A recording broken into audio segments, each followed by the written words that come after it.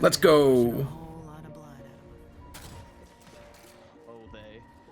I've got another game for you. This time, I'm playing the character I was most anticipating on this new batch of heroes, and so far she has quite lived up to my excitement. This is my third full game on Silver, so you'll see there's still quite a bit of me getting a hang of her pretty challenging kit.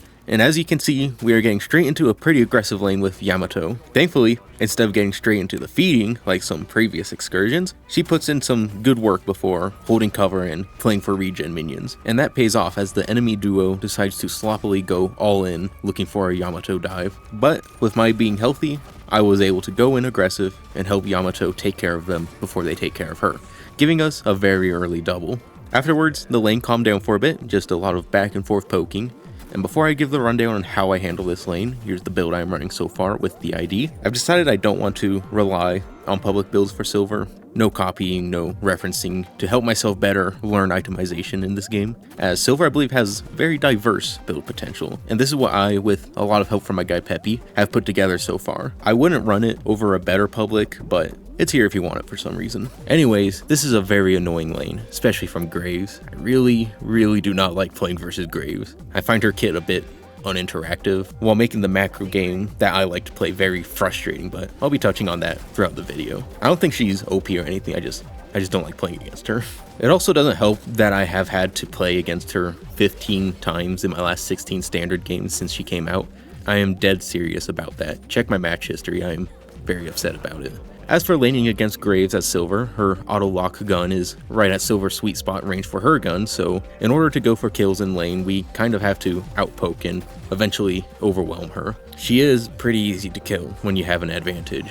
Unfortunately for us, her lane mate is Holiday, who has very good poke, so despite holding the lead, I ended up having to play back while patiently waiting for opportunities to punish their overextension.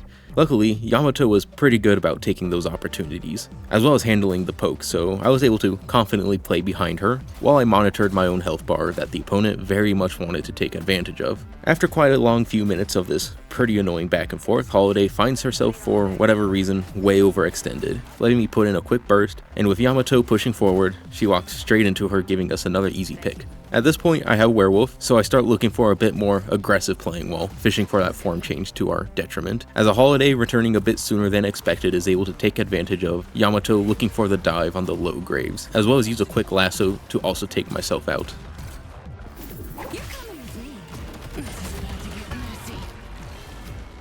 Shortly after returning, Yamato gets straight into doing some of that goofy flippy Yamato stuff, which also eventually gets her killed, but I just needed a little bit more to unlock Werewolf.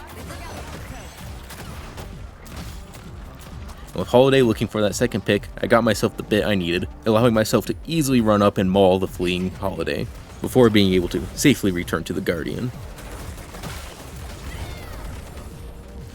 I unfortunately proceeded to get greedy and got stat checked by Graves. Thankfully, I respawned quick enough to fight again with Yamato, not quick enough to save Guardian, but after missing all of my abilities, I was able to pop Holiday, and afterwards Graves.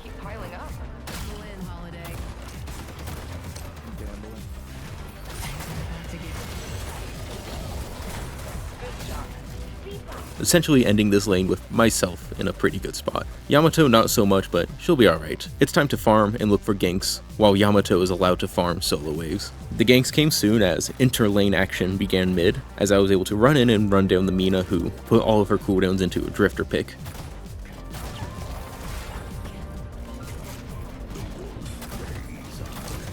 It continued to go down as people kept showing up, and I was able to get easy shots in with Bebop's big ol' hitbox for dog mode, giving me the Bebop pick before I ran off to help defend Green from Graves' overwhelming push. Both Yamato and Hayes fall to the push, and I was quickly put in a dire situation, but Graves ran off, and for some reason Holiday ended up fighting Yamato, despite her being in a spot to try and finish me off. I really don't know what happened there, I should have been dead.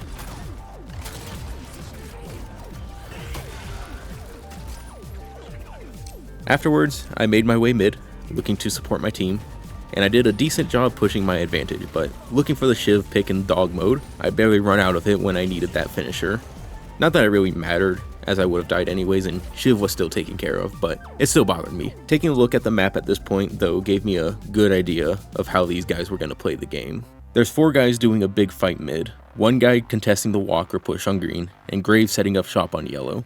Their team fight is theoretically better than ours. We are pretty much 4 1v1ers, a goo ball and a sleepy guy, which is not ideal compared to what they have. And due to Graves being able to set up shop so easily, we are kind of forced to always have someone contesting her, which I don't like. It's not very fun to play around. My hunch is proven correct very soon after, as while Rem and Yamato chase a Bebop, despite being in the area, I decided not to push it. As you can see, 3 guys all together rolling up to back up Bebop. Yep, we got a group of Overwatch team fighters, and because of Graves, it is a lot harder for us to punish that playstyle, as we are almost constantly going to be pushed in where they aren't team fighting. I tried to punish at this point anyways, as with this information I still look to take the remaining blue Guardian, and just in case my hunch wasn't clear, 4 guys show up to throw everything at me after I take that Guardian, while yellow is starting to be overwhelmed again.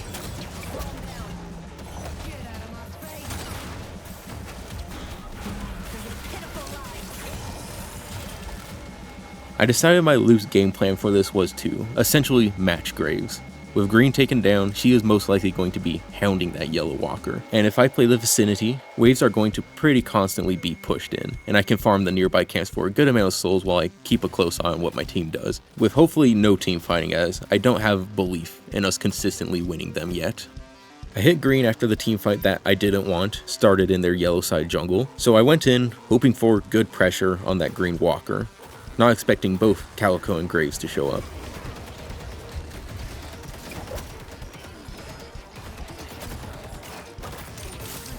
I kited them back towards Yamato, looking for dog mode, which allowed me to put a big chunk into them before dying to stupid explosive zombies. But we were able to get the Calico pick before both Holiday and Bebop showed up to help take care of Yamato for some reason. I kept up my farming, watching where the persistent team fighting was and pushing elsewhere to punish it, and oh look, Calico finds herself in a 1v1 situation and gets smoked without her team, donating a big sack of cash to the Yellowstone Wolf Project. If you check the scoreboard, you can tell who the 4 biggest criminals in this horrid teamfighting scheme are, as my crew has been able to keep up a solid solo farm that's starting to give them the teamfight advantage, simply from a soul lead, as you can clearly see who hasn't been farming a lot this game. Here, in case you can't tell, let me circle it for you. It had been going down for almost 4 minutes now in yellow, and now with yet another fight kicking off, I felt I had stepped away for long enough, so I decided to go in and help wrap it up. I really didn't need to be there. I missed all my stuff and the team was able to clean up just fine for the most part, but at this point, I'm totally confident in our team's lead and fighting capabilities.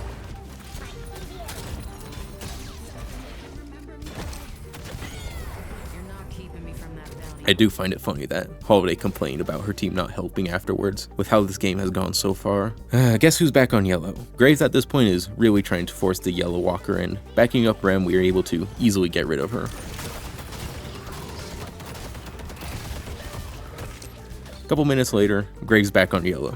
This time, with backup that starts a whole fight that we do not have the numbers for, but I'll try and help out anyways. Unfortunately, I land straight into the stupid Graves wall, which pretty much is the end of me, as I once again barely run out of dog mode before a Calico pick.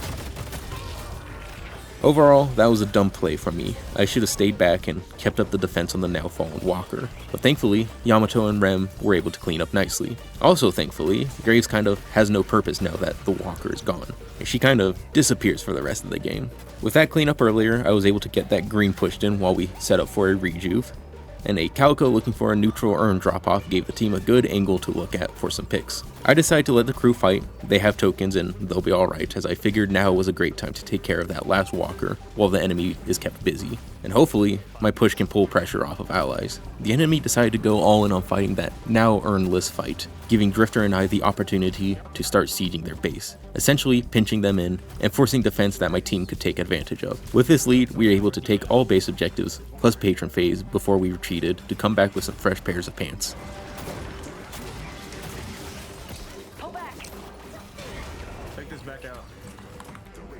At this point, The constant team fighting had gotten the enemy so far behind that there wasn't much hope for them. I go for some goofy aerial plays on Mina, and if I were better at Silver at this point, I would have probably had her before landing. And the cool play is followed by some embarrassing shots. Don't look at this, that aim is so bad. After that, with a big Rem sleep followed by a big Hazel, this game was all but wrapped up.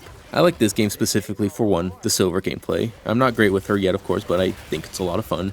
And two, for giving an idea on how to handle a game from a standpoint that even if you are not the carry of a game, even if you could or maybe should be, you can still put a lot of impact into the game.